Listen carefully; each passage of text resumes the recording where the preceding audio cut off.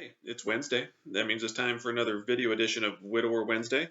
I'm Abel Keogh, author of Dating a Widower, and today I'm going to answer some questions that have come in through the email over the last couple of weeks. They're good questions and questions that probably make kind of too short of a video, so I'm going to kind of combine them here today and talk about them. And by the way, if you have any questions you'd like me to address, you can either email them to me. You can go to abelkeogh.com and send me an email, or you can put them in the comments below. And I think every once in a while I'll do a video where I just kind of address several topics at once. So today the topics that we're going to talk about, what it means when a widower asks if you want to get married again. We're going to talk about kids who kind of grow out of the yearly reminder or the yearly grieving ritual, however you want to call it. And then we're going to talk about what to do if you think your widower is cheating on you. So first, the first email that I got reads like this. We're going to talk. It says, "Dear Abel, what does it mean when a widower asks me if I want to get married again? Does it have anything to do with him not wanting to have a committed relationship or hoping for some kind of no strings attached relationship, or is it something else entirely?" So that's a good question. One of the things that for those of you who have read my books and kind of followed my blog and these vlogs here is that one of the things I suggest is that you should establish after you've been dating for a short period of time, kind of establish, and you see there's like a potential here, you should probably both establish where you want the relationship to go. Too many times, I've talked to women who have been dating widowers sometimes for years, and they've never had the discussion, well, are we going to get married? What do you want out of this? So first of all, good that somebody is asking the question. In this case, it's the widower. And it's a good conversation to have. Now, what I would kind of caution against here is reading into what the widower is looking for. So, if the widower asks, "Do you want to get married again?" Your mind shouldn't immediately go to, does he not want a committed relationship? Is he hoping for something else? You're kind of reading too much. You can't mind read people. That's never a good thing to do. So, but what it is a good thing to do is if someone, and this is in any relationship really, if you're early on and someone asks, "Well, do you want to get married again?" Or someone asks, "Where do you see this relationship going?" It's a really good chance to actually go in there and say, "Hey, this is where I kind of hope relationships goes." Or you can even say, "I'd be open to, I'm not sure, but I'd be open to marriage if the relationship is right." Then turn it right back on them and say, "Do you want to get married again?" Or, assuming they've been divorced or something, or "Do you want to get married?" Are you looking for that kind of relationship? So don't freak out about what their motivation is. Instead, use it as a way to turn it back on them and have an honest conversation about what you're looking for. It's very important that you both have the same goals in the relationship, especially the same long-term goals. If he's just looking, for someone just to kind of hang out with, and you're not, well, there's no point in pursuing a relationship. And from a male psychology point of view, if you've got this guy here asking if you want to get married again, again, I'm not going to mind read and say what he's thinking, but my guess is he's probably, men don't usually ask that question unless they're really interested in the answer. So men who are not interested in getting married again or getting in a serious relationship generally will not ask that question, will avoid the question. I caution against mind reading, but just as a male psychology 101, though I try to teach here, men who usually ask that kind of question, do you want to get married again, or are you looking for a serious relationship, are generally looking for a serious kind of relationship themselves. Again, not all the time. You can always find exceptions, but just kind of as a rule of thumb. So great conversation to have. Have it early, so you're not wasting your time. You're not wasting their time. So as the relationship grows, you're basically headed on the same path, and you don't have to have this thing. So anyway, great email, great question, and again, it's a great opportunity to have a talk with someone about what they want and decide kind of early and upfront before you've invested too much time and energy and who knows what else into the relationship that it either is going in the way you want or the way it's not going. So anyway, good question. All right, second question. Okay, this one goes, Abel. My widower wanted to visit the cemetery. Excuse me. My widower wanted to visit the cemetery on the anniversary of his late wife's death, but his teenage kids didn't want to go. They've been doing this ritual for 5 years. The fact that the kids didn't want to go caused a lot of fights and other issues, and made what is already a hard day for me even worse. Should the kids be forced to participate? My answer is going to be no. They shouldn't be forced to participate. I understand when they're little, they kind of go along with things, but at some point it sounds like these kids are teenagers. Shouldn't say how old they are, if they're like 18 or 13 or what the ages is, but for whatever reason they decided not to not to go. And I don't think kids should be forced into things like that they don't. It's one thing to force them to go to school, but it's another thing to force them to go to the cemetery to pay respects to their mom. And I don't know why they don't want to go. There could be lots of reasons. Maybe that's just something they don't want. Maybe it's a bad reminder for them. Maybe it's something they want to do in some other way. Again, she didn't say if it was boys or girls, kind of a kick in this, but no, I don't think they should be forced to participate in it. And I think that that at some point they've got to do things on their own. And I think it's a great chance for the widower to have a talk with them and say, look, you don't have to do this.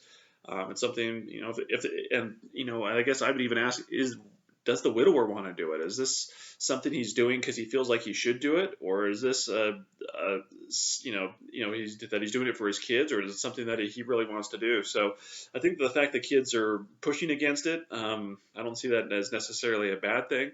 I think it's a good chance to maybe reset everything, and maybe have the widower examine his own motives for doing it. Why is he doing it? Is he doing it because he thinks people expect him to do it? Is he doing it because he's doing it for the kids and not really for himself? And maybe after he has that kind of internal conversation, maybe sit down with the kids and say, look, we do this every year. We don't have to do it, but I'm just curious as to why you don't want to participate in it, or do you want to do something else? Again, I think it's a great chance to kind of have a dialogue and talk to people, talk to these kids about why they're doing it. Maybe again, there's not a lot of detail here. Maybe they were really young when their mom died and they just can't remember anything, and they're thinking like, well, why am I doing this? I can't even remember mom. Again, I don't know. I'm not here to mind read. I'm just kind of throwing things out there. But I think it's a great chance for a conversation and an evaluation. And maybe the kids want to do their own thing. Maybe the kids want to do nothing. Maybe the widower doesn't want to do anything anymore. And there's nothing that says you have to do something special on that day. For those of you who know my story, I went on the anniversary of her death on the first year and haven't been back since. And it's been, gosh, got to do the math. I guess it's been 16 years since then or something like that. I think you can remember people in your heart, and not necessarily outward acts of grieving or outward acts of remembrance are always needed. So anyway, have the conversation. And if you're the girlfriend or the wife, again, I don't know if she's the girlfriend or the wife here, but it's obviously a hard day for her. I don't know, tell your widower to watch this video and take a back seat. I don't think it's something that you should really get involved in, though. It is kind of a personal issue between him and his kids. I would, highly suggest that you can suggest that that he talk to the kids, whatever, he watches this video to get some ideas, but you really can't. It's not really your decision, so to speak, on this issue. But I would definitely encourage him to figure out a solution, or at least, to figure out what the kids want to do in the future, so that if they don't want to participate, what is obviously a hard day for you doesn't turn into a hard day, for everybody else. So anyway, there's my thoughts on that. Okay, finally, going to get to this other email I got. So it says, Dear Abel, my widower, who I've been dating for 2 years, ran into an old friend who is divorced a couple months ago. Okay, he ran into the friend who was divorced a couple months ago. Since then, I've seen numerous texts between them and receipts for nice restaurants that he takes her to when I'm out of town. I asked him what's going on, and he said nothing, and they were simply old friends getting together once in a while. I asked if she knew about us, and he said the topic has never come up. Am I being crazy to think that something might be going on? No, you're not being crazy to think that something might be going on. Something is going on. And the fact that he runs into an old friend, well, stuff like that happens. The fact they get talking, the stuff like that. Stuff like that happens, right? But the fact that he's, again, according to your email, he's taking her out to nice restaurants when you're out of town, And the fact that he hasn't brought her up, yeah, something's going on, man. That guy is totally, again, I don't know how far it's going, but what he's doing is wrong.